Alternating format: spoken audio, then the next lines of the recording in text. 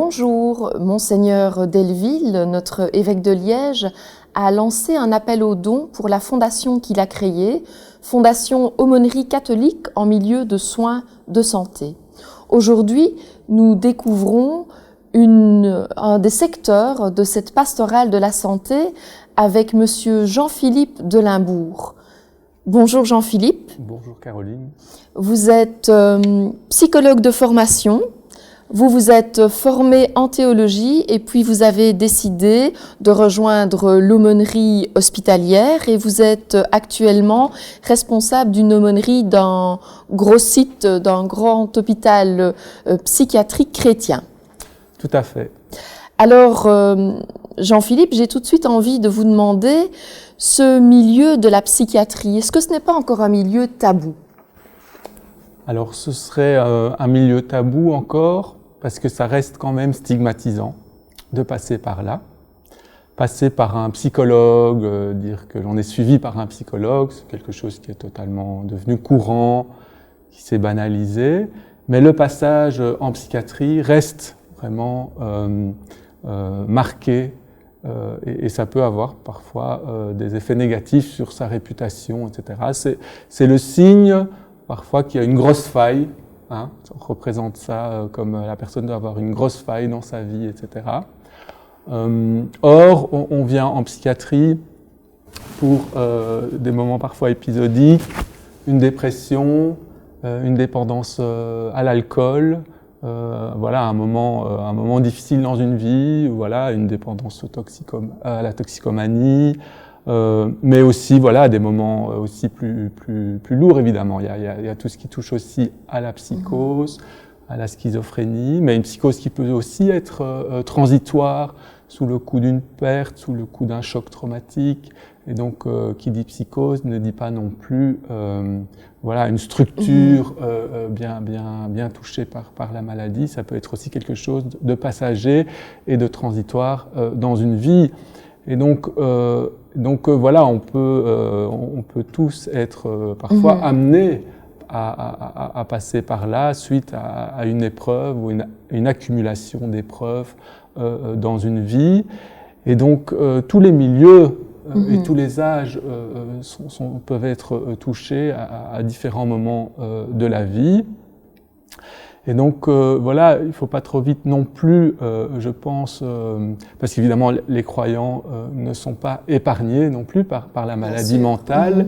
Et souvent, on peut trop vite penser que le fait d'être hospitalisé remet en doute la foi de la personne, parce que la foi n'a pas su garantir la solidité intérieure, n'aurait pas pu garantir l'équilibre psychique. Et donc, il y a peut-être parfois plus de suspicion sur la foi en tant qu'elle serait peut-être au préalable une illusion.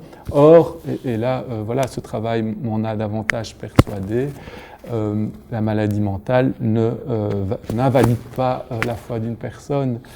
La foi est bien plus précieuse et va bien au-delà de ce raccourci.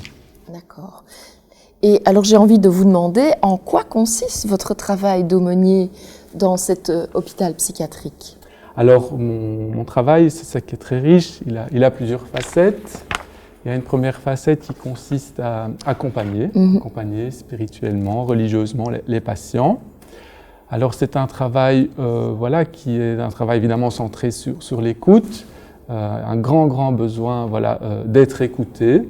Une écoute gratuite, une écoute évidemment non jugeante, surtout en matière de foi, parce que les patients qui viennent me voir ont souvent vécu voilà, des vies quand même souvent dramatiques, avec toute une série d'épreuves qui ont façonné leur foi aussi avec voilà, une certaine coloration. Et donc pouvoir parler de leur foi avec voilà, la singularité de leur trajectoire individuelle me demande de pouvoir les accueillir sans juger et que c'est une foi évidemment totalement sincère et d'autant plus solide que je me rends compte que beaucoup de patients ont perdu beaucoup de choses dans leur vie. Ils ont perdu des amis, ils ont perdu parfois un logement, ils ont perdu parfois un travail. Et donc, d'une certaine manière, la foi est le pilier, souvent, qu'il leur reste pour continuer leur vie. Et c'est un peu, parfois, pour certains, le fil rouge qui permet de donner du sens et une certaine continuité dans cette vie qui est parfois faite de ruptures et qui est parfois tumultueuse. Et donc voilà, un grand respect pour pouvoir justement faire de ce pilier, dans mon écoute et dans mes petites interventions, quelque chose qui est solide, quelque chose qui nourrit, quelque chose qui avance et qui chemine aussi avec le temps. Donc l'accompagnement, c'est quelque chose qui prend beaucoup de place quand même, mais j'offre aussi, et ça c'est je crois une spécificité aussi du travail en psychiatrie, des temps de prière.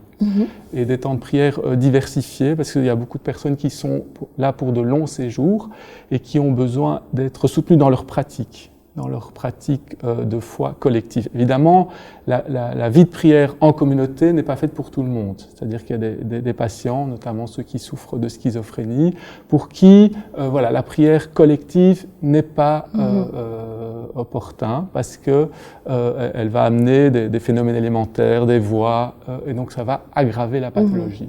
Mais pour certains, c'est vraiment quelque chose, un bénéfice. Et donc j'offre par exemple la possibilité de venir le lundi à un groupe de prière, un temps de louange et d'adoration, qui dure souvent 1 heure. Et j'ai 8 à 10 personnes qui viennent prier, chanter, louer. Et c'est souvent un moment de prière très, très, très fervent. Il y a évidemment l'Eucharistie avec les prêtres du doyenné qui sont super sympas, qui sont toujours prêts à rendre des services avec lesquels je collabore et je m'entends très bien. Et puis, il y a aussi une prière du chapelet le vendredi pour être inscrit dans la tradition de l'Église, un chapelet médité. Ça n'amène pas les foules, mais il y a quand même des personnes qui sont toujours désireuses de pratiquer ce genre de prière. Alors, il y a une autre facette qui a un aspect plus créatif, qui passe par des ateliers de catéchèse à des personnes qui souffrent d'un handicap. Il y en a aussi toute une série de personnes qui ont un handicap, un déficit intellectuel, etc., pour qui la catéchèse, une catéchèse centrée sur la Bible, sur la parole, mais aussi plus créative et plus ludique, ce genre d'atelier se prête assez bien. Et puis il y a tous les chemins de l'Avent, les chemins de Carême, où j'essaie toujours de faire quelque chose de créatif. L'art aussi et la créativité est un médium, est un intermédiaire aussi très très positif pour ce genre d'annonce et pour ce genre de travail. Donc une belle diversité, et je crois que pour les patients, le service pastoral, c'est une bouffée d'air. D'accord. C'est une petite bouffée d'air où ils peuvent être eux-mêmes d'une part, et puis s'impliquer aussi. J'ai une patiente qui fait la sacristie, ils lisent la parole, ils font des intentions à haute voix. Donc implication et pouvoir être considéré comme un chrétien à part entière et de pouvoir prendre une part active là où ils sont souvent fort passifs dans un hôpital. Ils sont pris en charge un peu trop, à mon avis. Et donc, les rendre actifs dans la vie de notre petite communauté, toujours en changement, me semble un bon thérapeutique aussi pour les aider à aller mieux et à être reconnus dans leur dignité humaine. Et nous parlons souvent dans le vicariat de la santé du lien avec les soignants ou les acteurs de l'hôpital. Est-ce que vous avez l'impression qu'il y a des a priori, et si oui, lesquels, qui planent un peu sur l'aumônerie, sur votre travail? Mais donc ici vraiment on est sur le champ de la maladie mentale et donc de la vie psychique. Et donc parfois avec une difficulté à pouvoir différencier ce qui est de l'ordre de la vie psychique et ce qui est de l'ordre de la vie spirituelle.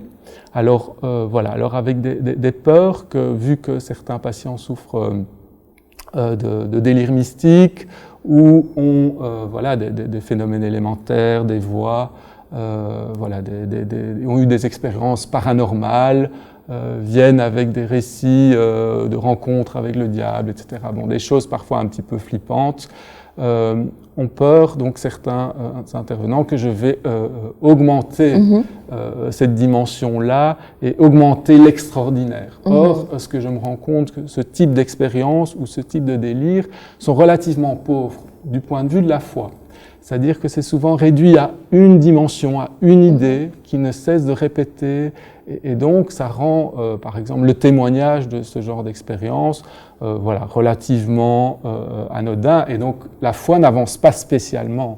Il reste fixé sur un épisode un peu fascinant qui ne leur permet plus toujours d'avancer. Et donc, tout le travail, évidemment, c'est de ne pas rester collé à ce moment-là, mais de pouvoir les faire avancer dans la richesse et la complexité de la foi qui est remplie de facettes différentes, découvrir des textes de la Bible, découvrir différents types de prières, découvrir voilà, aussi les textes fondateurs de Notre Père, le Christ. Bon, voilà, il y a plein de choses. D'où l'importance aussi de votre formation théologique pour vivre cela. Voilà, tout à fait. Pour ne pas se focaliser sur un élément et tomber nous-mêmes dans la fascination par rapport à quelque chose qui n'en vaut pas la peine, et d'offrir, voilà, en fonction des besoins et de la sensibilité du patient, voilà, des leviers pour l'aider à continuer son chemin sans se fixer sur une idée un peu obsessionnelle.